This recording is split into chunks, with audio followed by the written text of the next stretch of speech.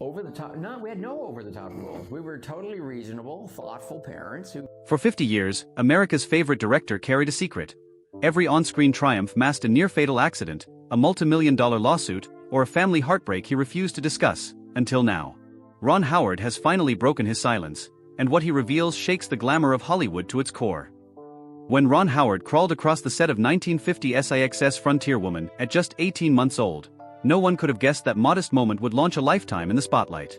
Born March 1, 1954, in Duncan, Oklahoma, he moved with his struggling actor parents to a cramped Burbank bungalow in 1958, just a stone's throw from a studio lot. There, instead of learning ABCs in preschool, Ron soaked up cameras, scripts, and sound stages. His childhood was anything but ordinary, but that early exposure set the stage for everything that followed. At 6, Ron became Opie Taylor on The Andy Griffith Show, charming viewers week after week. But fame came with fear. During a 1962 fishing scene, his boat capsized and he slipped under the water. Without any official safety crew, Andy Griffith leapt in and pulled him to shore, a moment Ron would later describe as his first real brush with death. He vowed that every set he directed would one day have rigorous safety protocols to protect cast and crew. When the show ended in 1968, 13-year-old Ron discovered just how dangerous typecasting could be. Over 50 auditions for new roles produced nothing. Everyone saw only Opie. His parents, who'd sacrificed rent and pawned heirlooms to keep him from signing child star contracts before age 5, watched helplessly as his career stalled. Tiny roles on Gentle Ben and The Smith Family paid a fraction of his former Andy Griffith salary, and Ron briefly considered quitting acting. At 19, he snagged a part in George Lucas's American Graffiti. Behind the nostalgic exterior, Ron endured savage bullying. Co-stars Harrison Ford and Paul Lumet hurled beer bottles at his car, locked him in a trailer, and mocked him as Opie. He endured the humiliation in silence, pocketing a flat $10,000 fee. That Opie shaming taught him that Hollywood rarely spares former child stars from cruel initiation rites. Long before his directorial career took off, Ron's personal life weathered tabloid storms. In high school, rumors of a teen pregnancy involving his girlfriend Cheryl Alley cost him a $2,000 TV guest role and nearly broke her spirit. The couple denied the gossip in the school paper, stuck together through the humiliation, and married on June 7, 1975.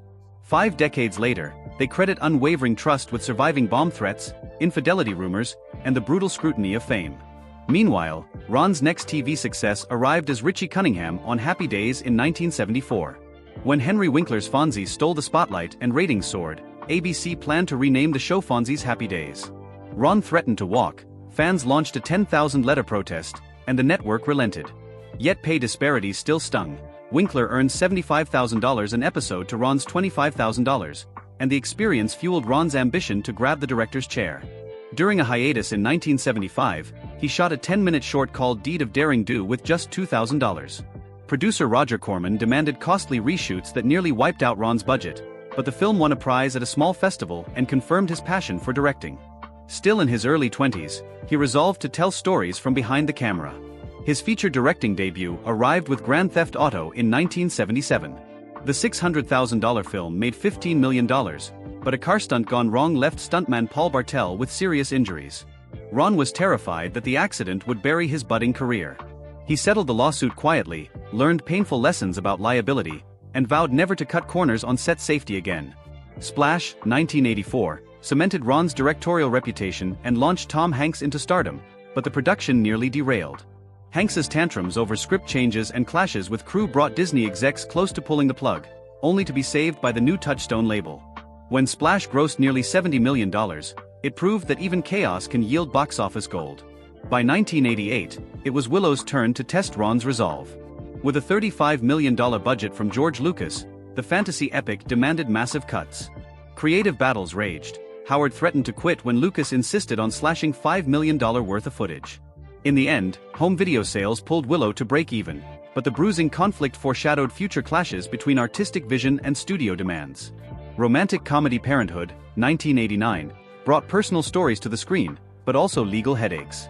Writer Elena Vasquez sued, claiming Ron had stolen her script.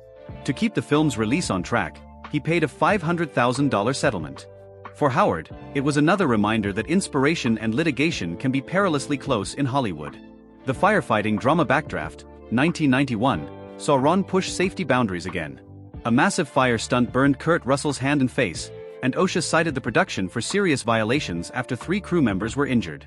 Ron, haunted by the endangerment of others, tightened safety standards.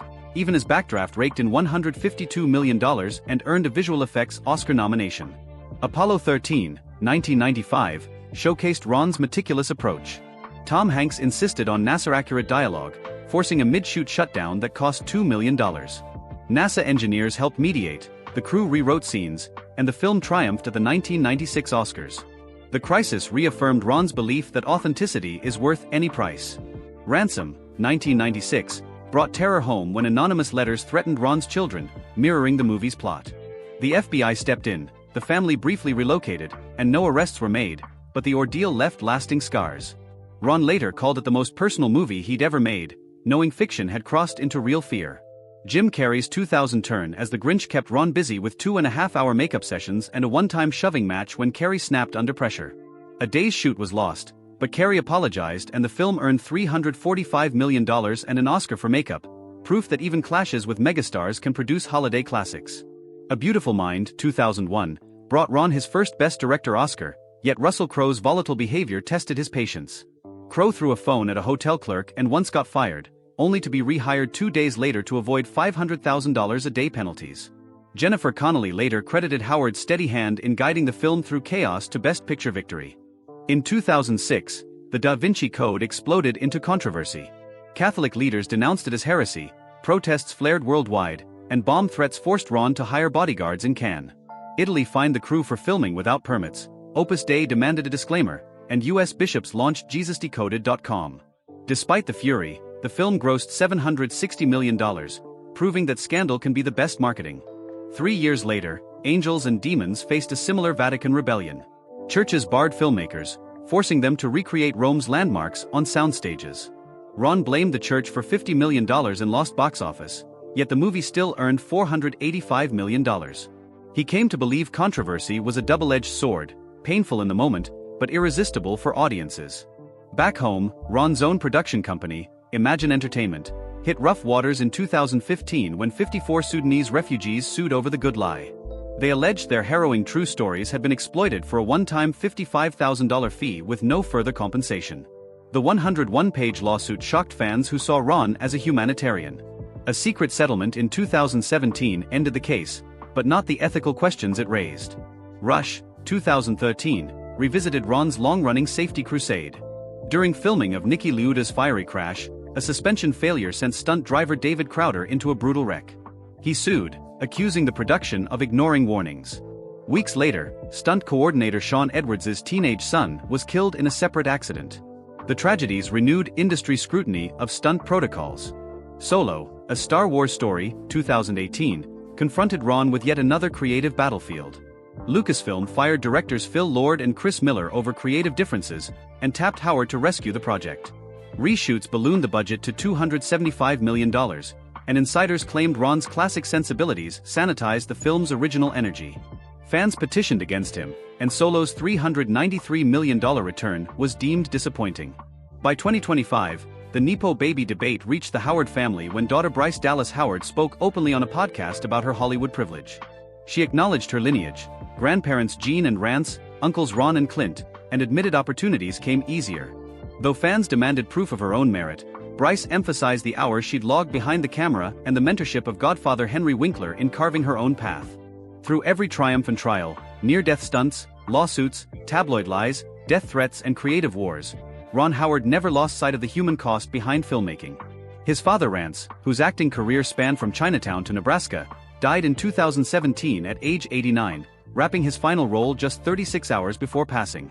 In June 2025, Ron and Cheryl celebrated 50 years of marriage, reflecting on the private resilience that carried them through Hollywood's fiercest storms.